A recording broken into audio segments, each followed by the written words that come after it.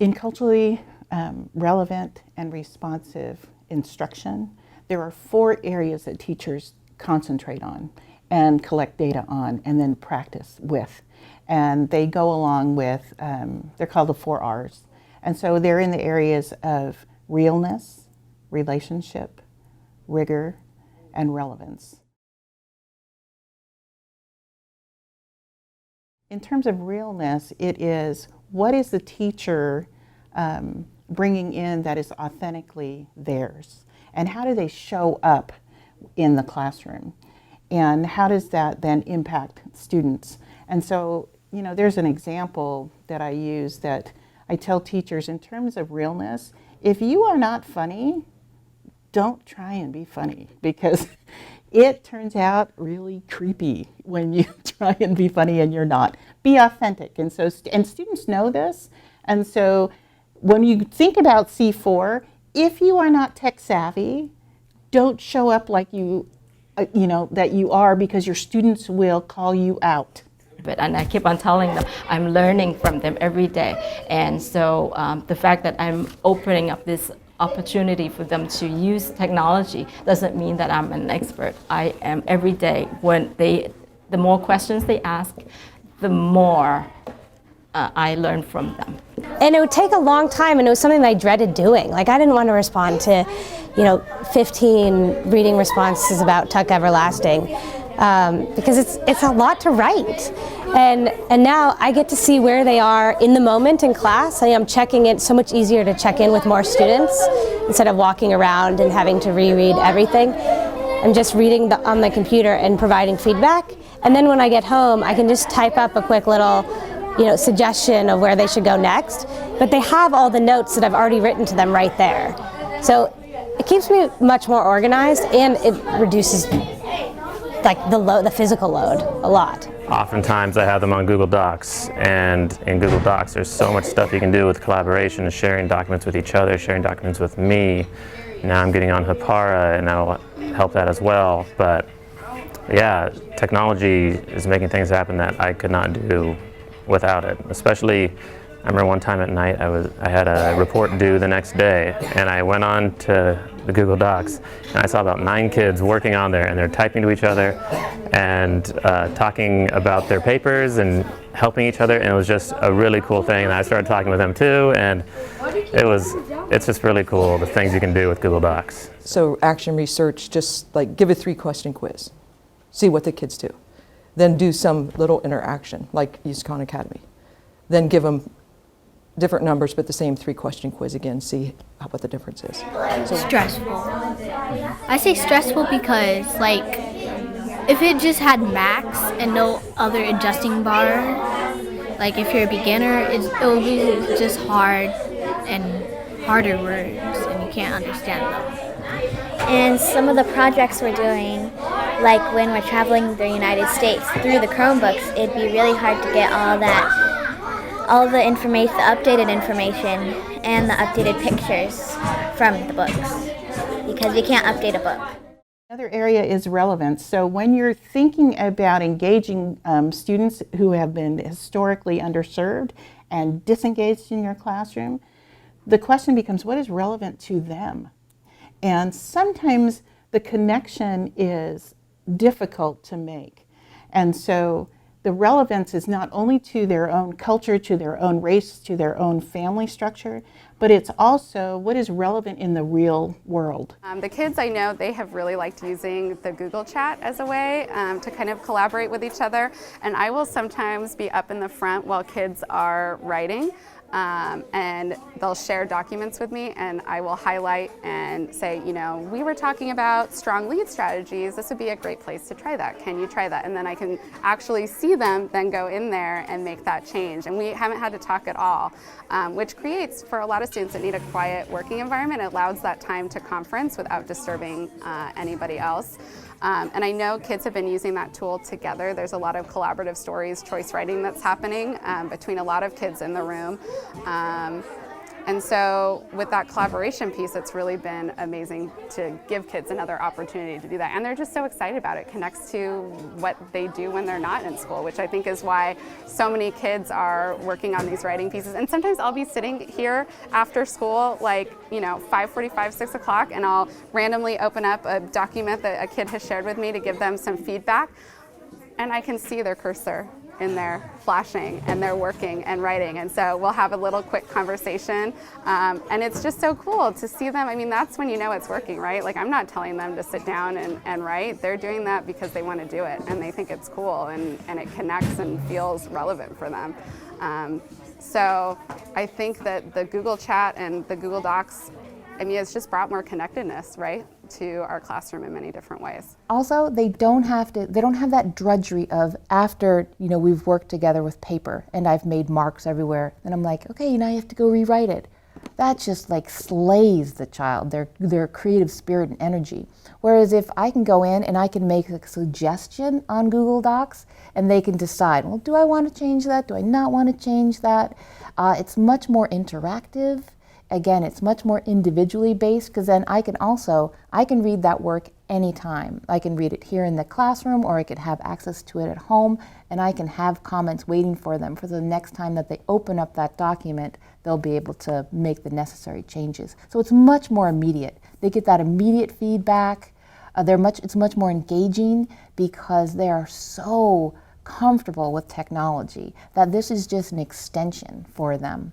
And it's not daunting at all. Yeah, you can also communicate by Shobi. It's an app we have, and she puts things like we might don't understand. We can always send her a question that we have. She'll respond whenever she has time. And if we have homework, we have to take it home. We go into our computer, and if we have a question, we'll just go on Shobi, and she'll just answer back as soon as possible. Well, since we're working on the hour of code currently, if we get into any more advanced coding languages, then I would use it to make an application for the community that we can use. So it's a system. And then the fourth R that is so important is, how can I make sure that rigor is present and the opportunity for rigorous learning and for that struggle to take place is present for my students, especially for my focal students. So those 4 areas encompass culturally relevant and responsive instructional practice, and teachers will want to pay attention to that as they're working with our students. The different word difficulty, and so it might be a little boring if you're a more advanced reader and you have to still do the beginner's words, and then it might be hard if you're still beginner and you have to do all those advanced words. A lot of my students' peers are typing at home all of the time. Like, they have basic typing skills, they have basic computer literacy skills, and some of our students don't, and I mean, that's an equity piece. And so having it here and having it infused into all of the content areas, like, we've already noticed a huge change in students' ability to, get into a digital situation and problem solve.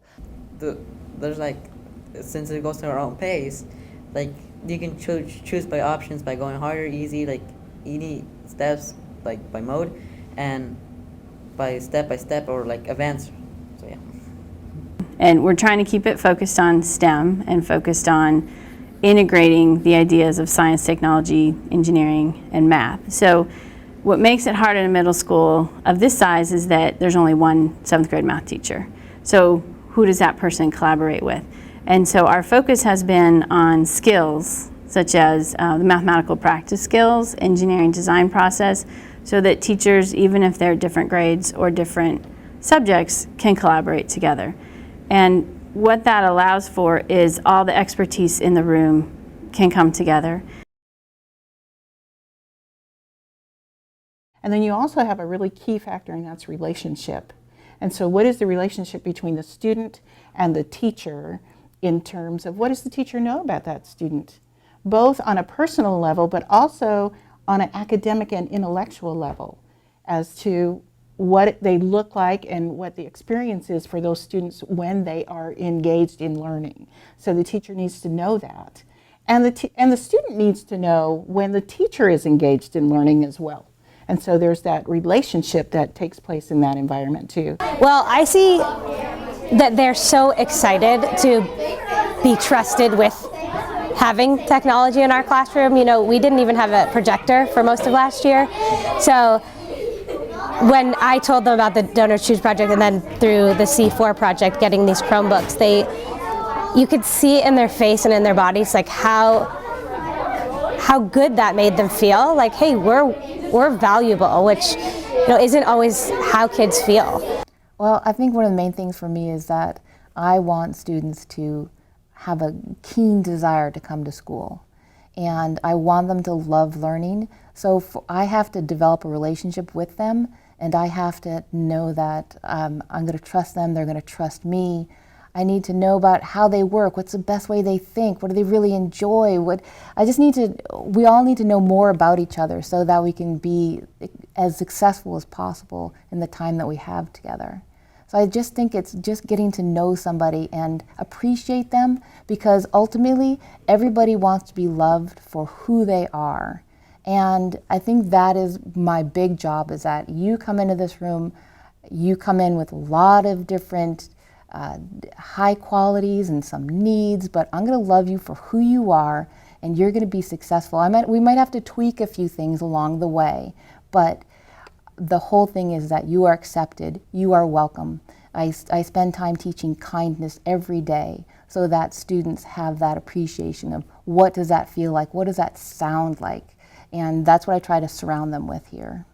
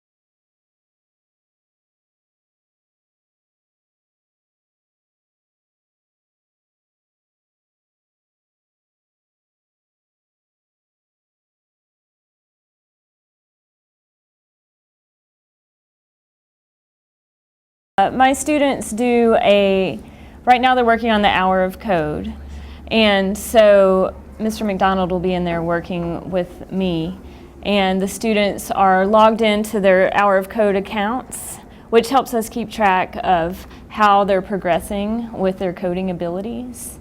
And the overlying umbrella of this whole piece is that we want students to really be able to use the technology that we teach them in the classroom in a real-world application.